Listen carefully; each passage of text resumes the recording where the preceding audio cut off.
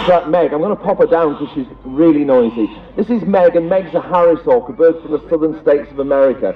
We use Harris hawks. I'm trying to get away from you, just stay there. We use Harris hawks an awful lot in display because they fly in all sorts of conditions.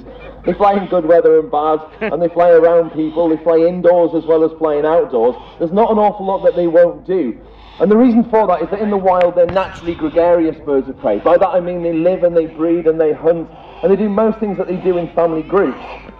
Now I have to tell you before we start to fly Meg, that she's kind of the B team. We had a little hawk called Spike. Don't sit over there. We had a little hawk called Spike that we've flown at displays for years and years. And unfortunately, Spike got a little bit too big for his boots recently, and he chased a family of wild buzzards in the forest, and they killed him. So he probably shouldn't have done it. And so Meg here has been drawn out of an aviary where she was having the summer off. She's a little bit raggy around the edges because she was supposed to be molting and dropping out old feathers and growing new ones through, but we've dragged her out the aviary to use in display. And I have to say that Meg is the laziest hawk that I've ever known. She's lovely, she's nice-natured, and she's sweet and kind, but she will take the path of least resistance at every opportunity. So I'll try and make sure that I get her off into the trees and make her do a little bit of work. While we're flying her, she will come, oh Meg, really, a little bit further. She will come quite close to you. I can guarantee that she won't land on you or crash into you or anything like that, but she will come quite close. If she does, there's a chance that you may feel a little leather straps, those jesses that are attached to her legs, just touch the tops of your heads. If you're nervous, then I suggest that you sit down. Now, as I said, we use Harris hawks an awful lot in displays because they are good all-rounders. They're a little bit like a Labrador with wings. And that's unfortunately led to them getting a reputation as being easy birds to train. And I don't think that's necessarily true. I think of all of the birds that we fly, they're probably the easiest, but that doesn't necessarily make them easy birds to train. The difference is that once they are trained, once they're flying, they're much more easygoing and nice-natured than most of the birds that we fly. And that all comes because of the fact that they're gregarious birds of prey, because they're used to living and doing most of the things that they do within a family group. Now, as well as flying Meg in the summer months, she's fairly multi-purpose, and you might notice as that she's flying backwards and forwards past you, that she carries a bell. She has a bell because as well as using her as a display hawk in the summer months, we also use her as a hunting hawk in the winter months, hunting for rabbits and pheasants and other game birds and animals. Now, I'd love to tell you folks that Meg flies out here because she loves me and can't bear to be away from me, but actually that's simply not the case. She flies because she gets her food for doing it. She's a trained bird of prey, not a tame bird of prey. And in fact, that's easy enough to demonstrate to you. Jump up here a second. If I pop Meg across onto the fence, I can stand here with my... What happened there? Didn't like that piece of fence? Should we try it again? Jump up here. Okay, don't. If I pop my hand up, Meg, come on, go. There's nothing there, I promise. If I pop Meg on the fence just here, let's do it here this time, and you'll be fine. Well done. Ah, that's what it was.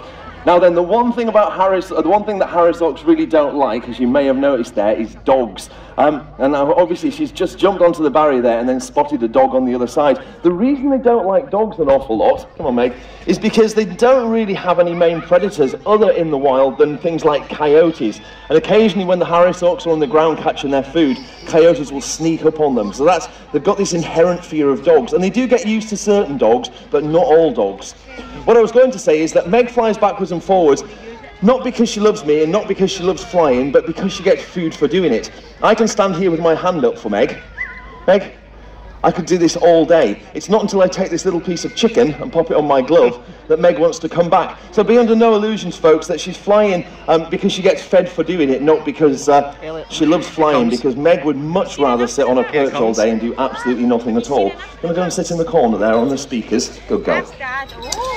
Now, as I said, she's a display hawk in the summer months and a hunting hawk in the winter months. And obviously, if she catches a rabbit, because of the fact that hawks really look after themselves, she catches a rabbit, she won't bring it back to me, which is what people often imagine. She'll take it off into the thickest clump of brambles or nettles or foliage that she can find, and she'll eat it in privacy where nobody can see what she's caught. And so you'll notice as Meg's flying round that she has a bell attached to her tail. The reason for the bell is it tells me exactly where she is, and it's a great way of being able to find her again.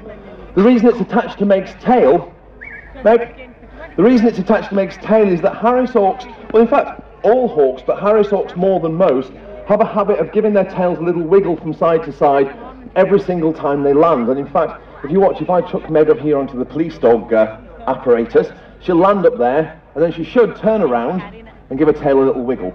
Thank you. So by doing that, by popping the bell on her tail, no matter where she is at any given point, she's wiggling her tail and rattling the bell. And the belief system is there, with Harris hawks particularly, Meg's tail's a little bit rough at the moment, but they've all got this beautiful little white tip along the edge of their tail.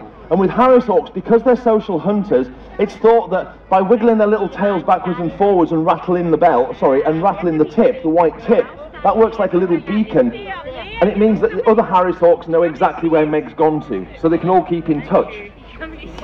Now when they're hunting, Harris hawks, this is where they become really unique. Harris hawks have developed a system of hunting that's completely unique to them. There's no other species of bird of prey that works quite like them. Through the southern states of America where they live, Arizona and Texas and down to Mexico and the northern parts of South America, there's an awful lot of scrub and sage on the ground, and the Harris hawks quite often can't see the food that they're trying to catch. She's catching things like, well, birds and animals, the similar sort of size to rabbits and pheasants.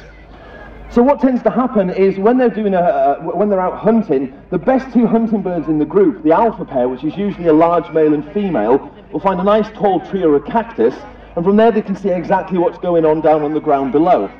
The rest of the birds in the group will get down onto the ground, and then they run backwards and forwards, this is the running part, backwards and forwards through amongst the scrub and the sage, good girl, until eventually they push up something that's hiding there, something like a rabbit or a pheasant. So effectively they work like beaters. Once that animal's moved, the birds on the trees get a better view of it, they can hunt it, catch it and kill it, and then the whole family feed together. And there's no other species that does that. And there are all sorts of advantages if you're a Harris hawk to working as a group.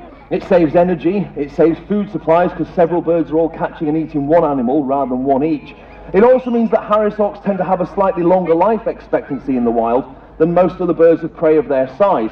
So something like a common buzzard in this country that's a similar size has a life expectancy of somewhere up to about 12 to 15 years. Harris hawks, on the other hand, will quite happily live in the wild anywhere up to about 20, maybe even a little bit longer years. Let's see if we can get her up to the back there. I'll try and get her on the rail at the back of your heads, guys. Don't panic, she'll not land on you. Well done. In fact, she'll just not land at all. She's going round there going, will I stay here? No, I saw a dog earlier, I probably won't. Now, what we try to do in display is show you sort of a good cross-section of birds, and we're always kind of looking